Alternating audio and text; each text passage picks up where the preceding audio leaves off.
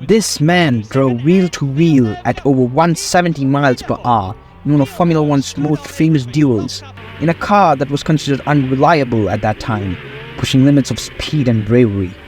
The man who went breakneck speeds to Silverstone in an outdated car, impressing everyone with his raw talent and fearless driving that became the stuff of legends. Yet despite never winning a world championship, he became one of the most beloved drivers in the sport's history. Gilles Villeneuve is the man who clinched 6 Grand Prix wins for Ferrari, battled fiercely at Dijon with René, and had once set a record for the closest margin of victory in Formula One history. And his journey began on the frozen roads of Quebec. So let's dig into the history of Gilles Villeneuve and see what made him a true icon of Formula One. Saint-Jean-sur-Richelieu, Quebec in the 1950s was a small, quiet town. Surrounded by the natural beauty of the Canadian countryside, it was a place where life moved at a gentle pace under the vast open skies. It was everything you needed to live a peaceful life. And for young Joseph Gilles, silence and peace was not alluring.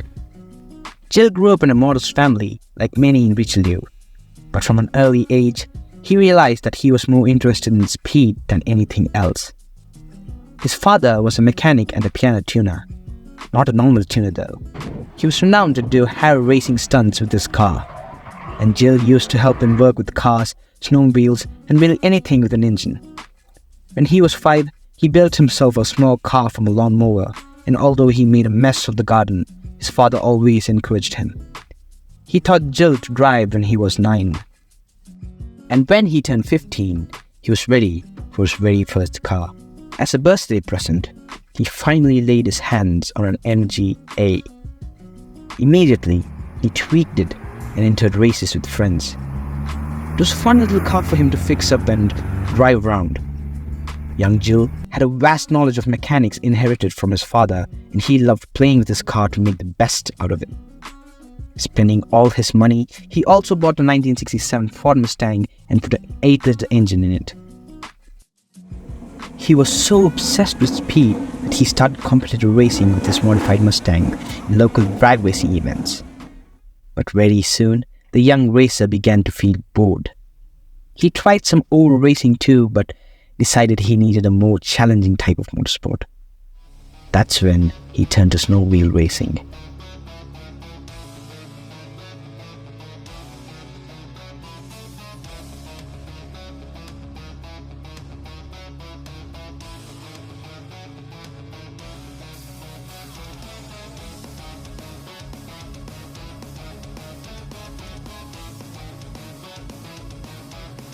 Now, 20 years old, he was one of the youngest competitors in the local snowmobile racings, but he quickly made a name for himself. His fearless driving and natural talent stood out, and he joined the team of snowmobile manufacturer Skiroo. In the next couple of years, he mastered the art of snowmobile racing, and in 1974, he won the World Championship Snowmobile Derby. Prior to this, money was a very big issue in Gilles' early career. His father used to spend his savings on Gilles, and the family was not so great in terms of financial strength. But the toils paid off, and from then on, Gilles demanded race money as well as appearance fee, which made up a bulk of his family's income. But something in him felt off. The Canadian snowmobile champion still did not feel satisfied. He wanted more. He wanted speed.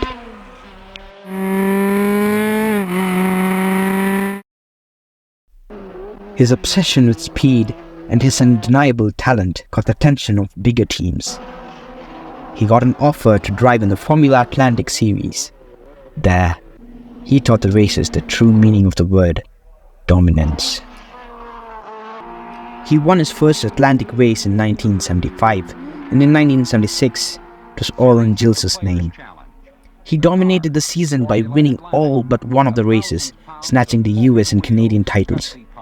He won the Canadian Championship again in 1977.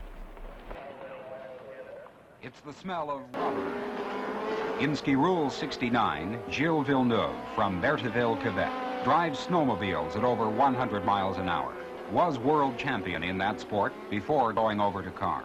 Complete dominance. prominence of an international series with the stature of the North American Formula Atlantic was giving him attention on Success's bright rays shone brightly on Gilles, and he credited some of it to his early snowmobile days. in 10 races in the Canadian. Every winter you would reckon on 3 or 4 big spills, and I'm talking about being thrown onto the ice at 100 miles per hour. Those things used to slide a lot, which taught me a great deal about control, and the visibility was terrible. Unless you were leading, you could see nothing, all the snow blowing out. Good for the reactions, and it stopped me from having any worries about racing in the rain. Gilles really thought that he was at his peak there, but he never knew what was to come next on his plate. Does that kid always drive like that? I've never seen anything like it in my entire racing career. I don't think there's anyone in F1 with that amount of skill in the corners. Yeah, he's very known in Canada, and yes, he always drives like that. It's amazing how he slides through the corners and manages to keep control of the car without getting off the track. Where did he learn to drive like that? Did he teach me? It has been years of practice. Right now in summer he races cars, but in winter he's racing snowmobiles. That's where he learned to take the corners like that. There is nobody like him. What's his name? Gilles Villeneuve. This was the conversation a British racing driver had with the track marshal during the 1976 Formula Atlantic race. That driver was none other than Mclaren's James Hunt. After the race, Hunt managed to get a car and told Gilles if he would race him at the nearby Trois-Rivières. They did, and to everyone's surprise, Gilles defeated Hunt with relative ease.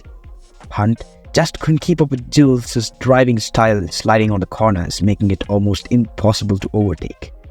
When Hunt got back to Europe, he contacted Teddy Mayer, head of Mclaren at that time, and told him about the kid who had beaten him, insisting Mayer give him a chance to race. Reluctantly, Mayer agreed, and Gilles was offered a deal for up to 5 races in a third car during the ongoing 1977 season. Gilles had learned so much in the last few years, and he was determined to use that knowledge to take him even further. So he packed his bags and decided to move to the one place where he knew his racing career could take off: Britain. Gilles got to the land of the Brits, and it was not long before he realized how competitive it was compared to his home in Quebec. But it was exactly what he needed, and as you can imagine, he was eager to prove himself. Sure, the bills got paid when he did Snowmobile and Formula Atlantic, but this man had been racing snowmobiles and cars since he was a kid, so how could these smaller races be enough? Hunt brought Gilles in front of Mayer to participate in the practice sessions before the British Grand Prix. Gilles was given the older Mclaren M23, separating him from the regular drivers Hunt and Jochen Maas, who were driving newer M26s. But for Gilles, it never really mattered. What he did next was what he had always done, driving the old M23 to the limit, taking the corners faster than anyone, resulting in him finishing P9 in qualifying. Although impressed, the Mclaren team was still not happy with the fact that Gilles spun the car so many times that they lost count. But to Gilles, spinning was something as normal as changing gears, a consequence of driving on the limit. However, they were amazed by the fact that Gilles didn't damage the car, and he was even able to keep the engine running after all the spinning. Gilles managed to finish the race 11th, setting the 5th fastest lap. All this without even knowing the track along with the faulty temperature gauge.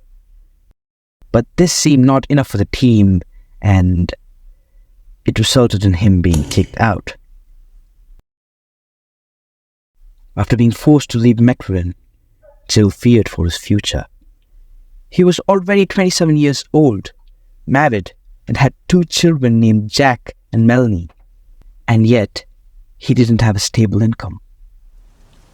It was early autumn, and as the leaves fell, so did his life seem to fall apart. That is when his phone rang, and he heard the voice of a man with a strong Italian accent, asking him if he was available to race in the next Canadian GP. when he asked what team the man was from. Only one word came back: Ferrari. Heavy rumors were already in circulation that Gilles was one of several drivers in whom Ferrari's team was interested, and this phone call sealed the fact that it wasn't just a rumor anymore. In August 1977, Gilles flew to Italy to meet Enzo Ferrari, the father of Scuderia Ferrari. When Gilles was presented before Enzo, he was immediately reminded of Tazio Nuovary, the pre-war European champion. When they presented me with this Piccolo's Cadiz, this minuscule bundle of nerves, I immediately recognized him in the physique of Nuovary and said to myself, let's give him a try. And that was the start of a career Gilles Villeneuve was known for. Obviously, the Canadian prodigy was head over heels when he knew Team Ferrari had adopted him to be the driver taking the place of the great Niki Lauda. If someone said to me that you can have 3 wishes, my first would have been to get into racing, my second to be in Formula 1, my third to drive for Ferrari. Gilles joined at the perfect storm for the F1 era of racing. Legendary drivers were competing left and right. The circuits were buzzing with excitement. Niki Lauda walked out on Ferrari after winning his second world championship, leaving Gilles to drive Lauda's car in the final 2 races of 1977. And Gilles was ready to make his mark. Racing teams were scrambling to secure the best drivers, and for Gilles it was no different. He knew Ferrari needed to be something special. His philosophy was that Ferrari needed to prove to the world that Gilles Villeneuve was one of the fastest drivers on the planet. But was that easy? The first couple of his races were anything but impressive. Gilles Villeneuve retired from his home race after sliding off the track on another competitor's oil. In the final race of the season, the Japanese Grand Prix at the Mount Fuji Speedway near Tokyo, things took a tragic turn. While attempting to outbrake the Tyrrell P34 of Ronnie Peterson, Villeneuve's Ferrari collided with Peterson's car, causing it to become airborne. The car landed on a group of spectators in a prohibited area, killing 1 spectator and a race marshal, and injuring 7 others. It was a nightmare for a rookie.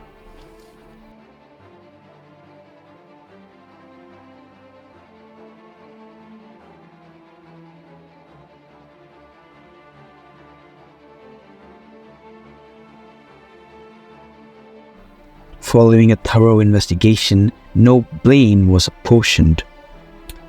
Although Villeneuve was terribly sad about the deaths, he eventually learned not to feel responsible for the tragedy. This tragic incident would give him an infamous title he was not proud of: the Aviator. The ill luck followed him into the 1978 season. Gilles faced a succession of retirements, often due to problems with the new Michelin radial tires. Early in the season, he started on the front row at the United States Grand Prix West in Long Beach, but crashed out of the lead on lap 39. Despite calls in the Italian press for him to be replaced, Enzo Ferrari persisted with him. Towards the end of the season, Gilles' results improved. He finished second on the road at the Italian Grand Prix, although he was penalized a minute for jumping the start, and ran second the United States Grand Prix before his engine failed.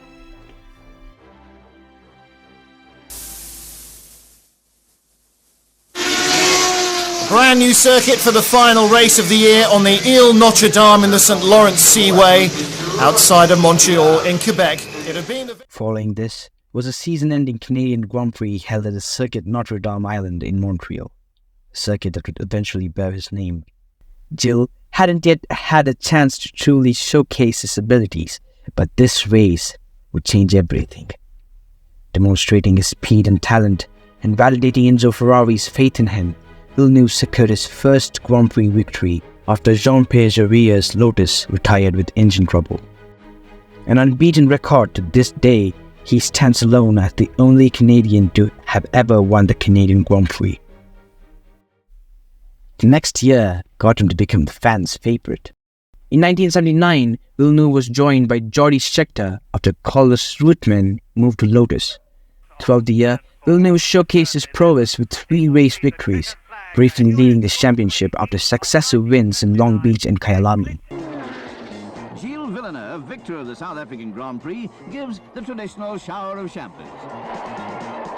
Jean-Pierre Jarier is third, Mario Andretti fourth. A great victory for Villeneuve, Scheckter and the Ferrari team.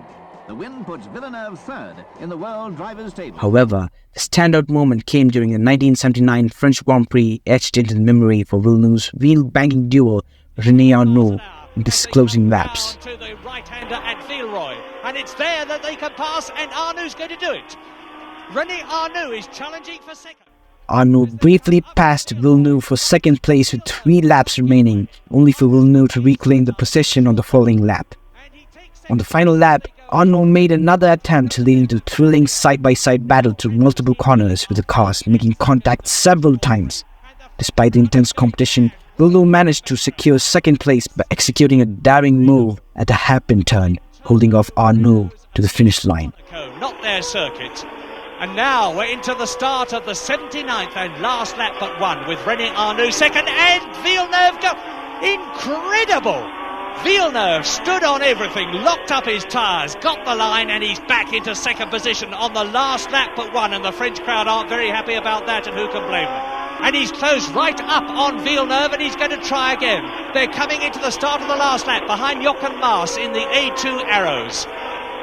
And Arnoux does it, does he? And Villeneuve locks up. And Villeneuve has had to go wide, and Arnoux on the inside as they go round Villeroy. He's got the shorter line, he's got second position. He's got second position, he's through, they bang wheels. He's off, and he's back again. René Arnoux off the circuit and back again, and now Villeneuve's in second position, and this is the last lap. And Villeneuve goes over the corrugations, and he nearly loses the front as they go up to Parabolique on the 80th and last lap. And he's back, he's in second position. Villeneuve is second in the Ferrari. Down to third position goes Arnoux. To La Bretelle, 80th. 80th lap in this 80-lap race, and there's less than a third of it to go. Now, can Arnoux, on the tremendously fast La Combe Courbe de Pouar section, 150 miles an hour, get past? They go past Jochen Maas, and Jabouille wins. Jean-Pierre Jabouille has won in the Renault. Who is going to be second? Villeneuve is at the moment. Arnoux is in third position. Into the Courbe de Pouar they come. There is Riccardo Patrese, and Villeneuve is second. Arnoux is third. Behind them and lapped are Jochen Maas and Jody Scheckter. And an incredible, heart-stopping French Grand Prix. Reflecting on the duel, Villeneuve quipped, "I tell you, that was really fun. I thought for sure we were going to get on our heads, because when you start interlocking wheels, it's very easy for one car to climb over another." The wheel of a shadow, and that's Villeneuve again. He's done it again. And look at the near side rear wheel tyre. At the Dutch Grand Prix, after a diving move around the outside of Alan Jones's Williams at the Tarzan corner, Gilles took off. However, his aggressive pace took a toll on the left rear tyre, which eventually gave away. His tyre failed and Jones passed him, but Villeneuve wasn't the one who gives up. He restarted as if there were no tomorrow and performed an almost complete lap on 3 wheels. No driver would have driven a car for 3/4 of the track after a puncture, and that was Joe. The car altogether, he's on 3 wheels, and the whole of the near side rear suspension must be dragging on the ground, and that won't be doing it any good at all. He's out of Hugenholtz now. He's up towards the Hunsrück, and he's got all the top bit to do, round Panorama, round Bosweet, before he can get into the pits, and see the speed he's going. Off flies a bit of rubber, bit of a Ferrari souvenir for the thousands of that going to happen. They surely cannot possibly mend the car. There's going to be uproar in the pits and the Ferrari pit is right at this far chief with the yellow stripes on his jacket. What's he going to do? He waves his Once in the pits, the rear of the Ferrari had to be rebuilt. After getting out of the car, he realized the impossibility of a repair and got conscious that his chances for the World Championship were slowly fading away. He's got an enormous amount of guts and he's proved it yet again. Villeneuve could have potentially won the World Championship by disobeying team orders at the final race of the 1979 season, the Italian Grand Prix, and finishing ahead of Scheckter, but opted to follow team's orders and supported his teammates instead, ending his own championship aspirations. For Scheckter, second place for Ferrari for Villeneuve, and in third position, if he keeps it up, Clay Regazzoni, ex-Ferrari team man who has himself won the Italian Grand Prix, now in third position in the Saudi Williams, and there he is. Into the Vialoni for the last time, into Ascari. The season concluded with Scheckter clinching the championship, narrowly beating Villeneuve by just 4 points. Clay Regazzoni, a wonderful race. There is the 1979 world champion Jody Scheckter, and up into second place in the world championship goes Gilles Villeneuve.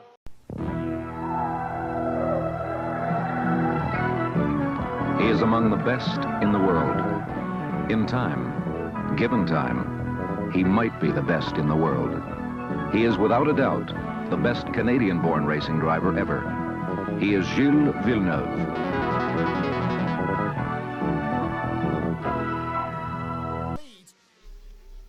Gilles took everyone by storm in that season.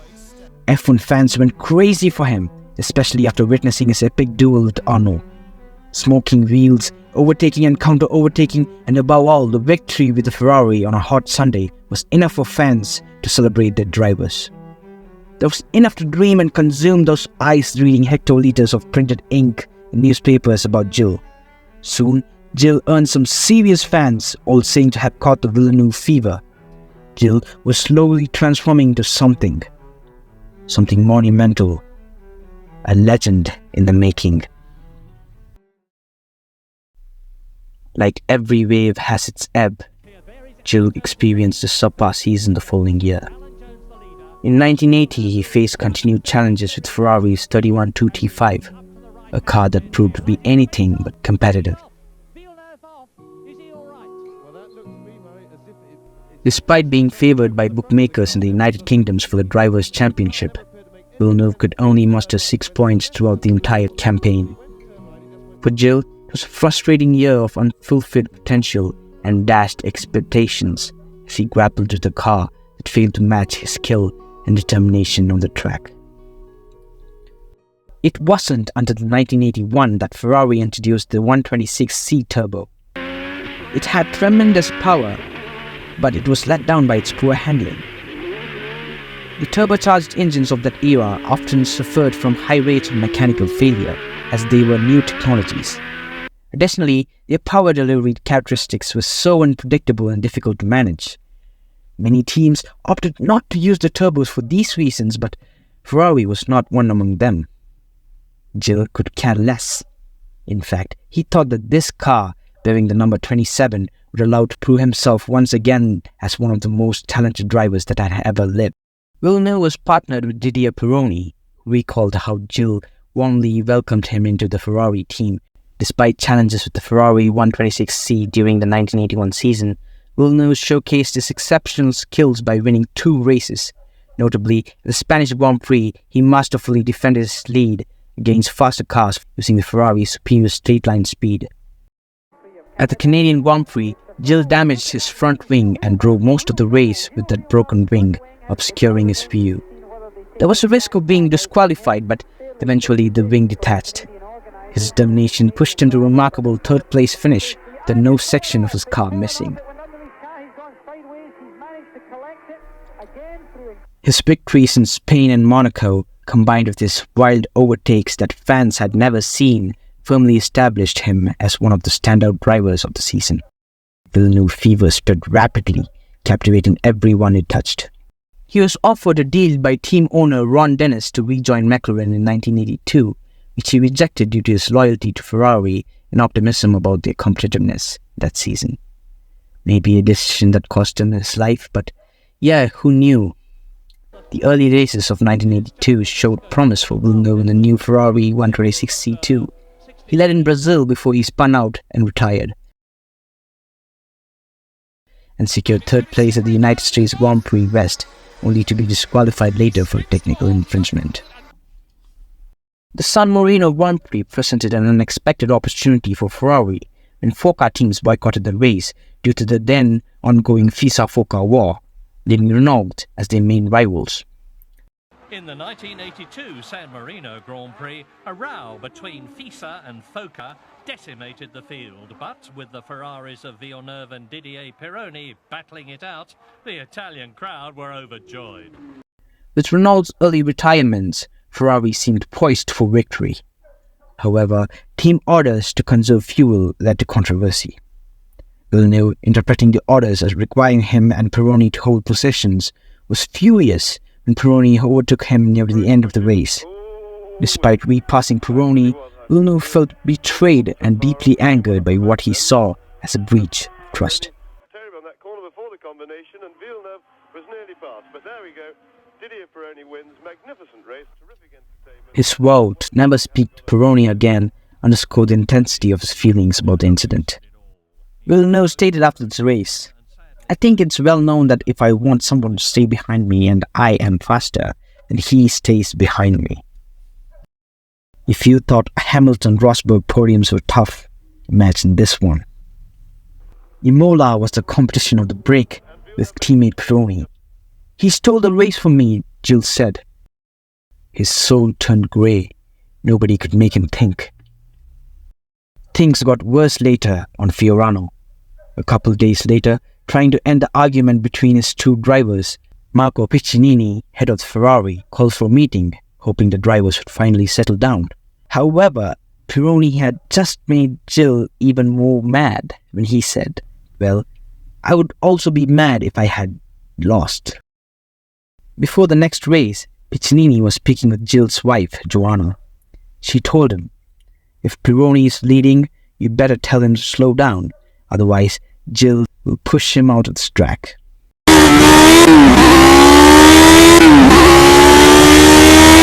At the Belgian Grand Prix tests, Gilles Villeneuve, 32 years old, found himself struggling to match Pironi's pace. Gilles was not the man to lose, was he?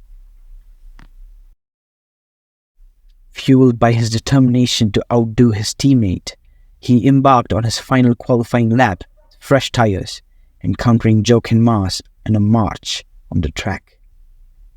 Mass, aware of Villeneuve approaching rapidly, was moving much slower than Gilles. Sensing Villeneuve's speed, he moved to the right to clear the racing lane, expecting Gilles to pass on the left. However, Villeneuve also veered right at the last moment, resulting in a collision between the front left tire of his Ferrari and the rear of Mass's car. C'est bien entendu la Ferrari rouge, numéro 27, et il rattrape ici Jochen Mass. Il a heurté l'arrière et on voit voilà la Ferrari qui vient de se disloquer après avoir heurté la marche de Jochen Mass. The impact launched Villeneuve's red Ferrari into the air, flipping over as it flew more than 100 meters before crashing back down, the front wing pointing skywards. The force of the crash tore Gilles' harness from the chassis, ejecting him from the car and causing him to collide violently with the barriers. He was still strapped to his seat, thrown against the catch fence without a helmet. The Ferrari has collided with Jochen Mass's march at a speed of 227 kilometers per hour. Within 35 seconds, he was rushed off the track and later had lifted to Leuven. He was kept on life support after a fatal neck fracture was detected. His wife arrived to see the ailing Gilles, and 7 hours after the crash, Joseph Gilles Henry Villeneuve died in the Leuven University Clinic at 9:12 p.m. That time, the aviator had decided to take flight and go much higher than he could ever imagine.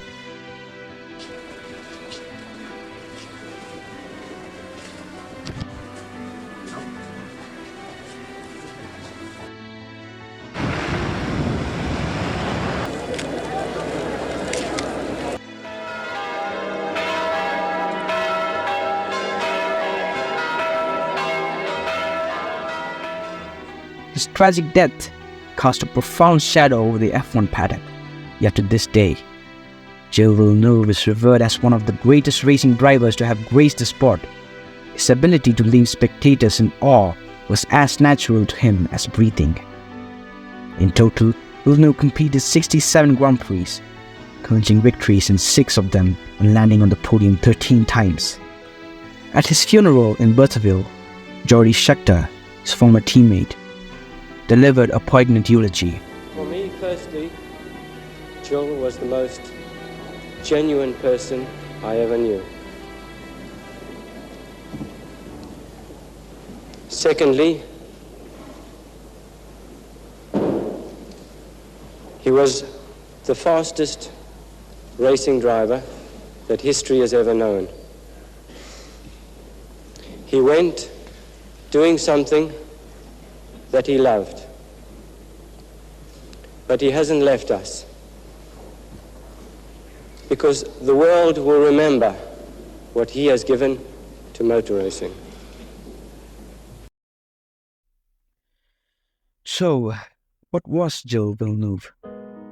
For some, he was a fearless rider who captivated millions of fans.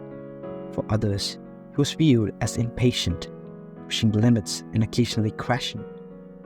But without a doubt, he remains nothing short of a legend.